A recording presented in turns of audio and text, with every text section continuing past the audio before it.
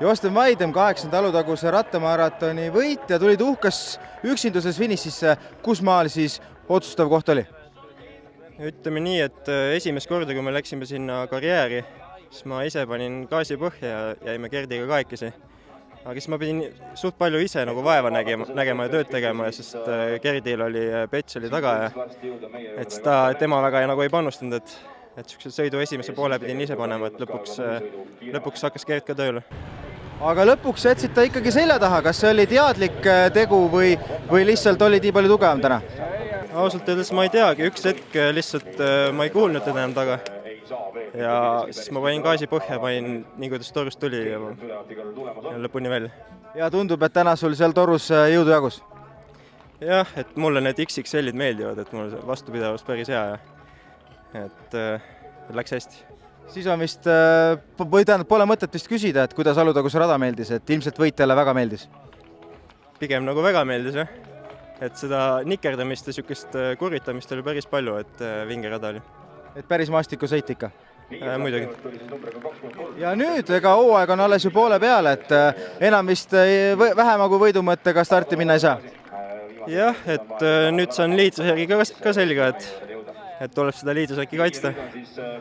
Igal juhul Josten, palju õnne sulle võidu puhul ja järgmiste kordadeni. Aitäh!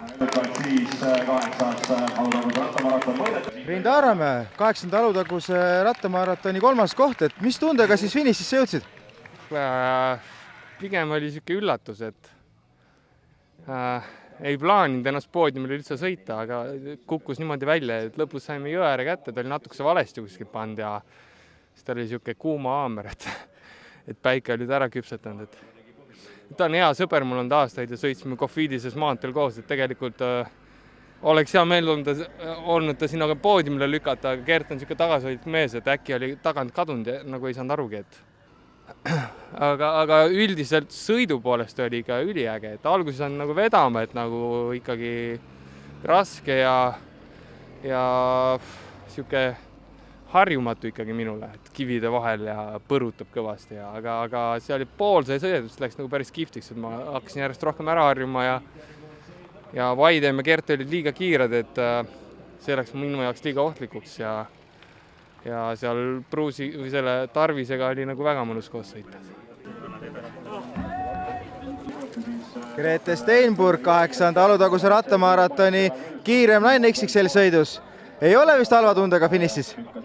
No eks võit on alati tore, aga jube raske sõit oli, et ei tea, et kohe eelmisest nädalast saati on selline kuidagi halb olek, et loodan, et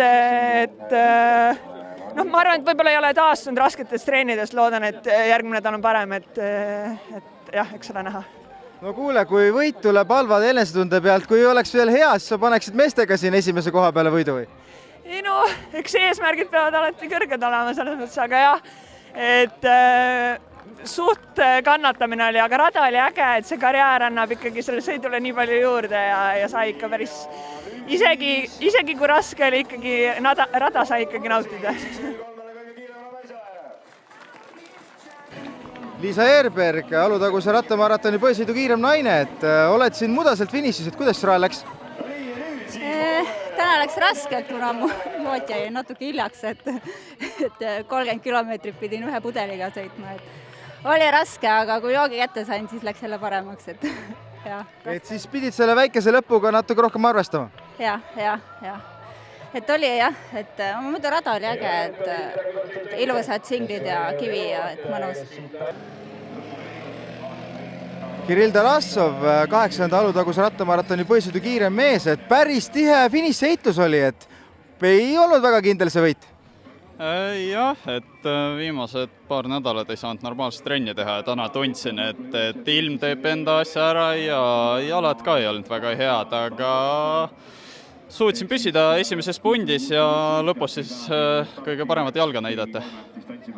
Et päris hea oli sellist tasavägist finišit ka näha, et oli publikul ka natukene meelegõdi, et olid sa, kui te tulite neljakesi niimoodi finišit tegema, et oli sul juba teada, et sul on kõige kiirem jalg?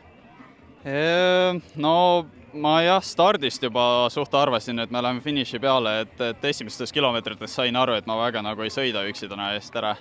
aga noh, ma kaalusin, et mul võib üks kiirematest jalgadest olla, aga nii enesekindel täna ikka ei olnud, arvestades, et jalg ei olnud väga hea terve päev.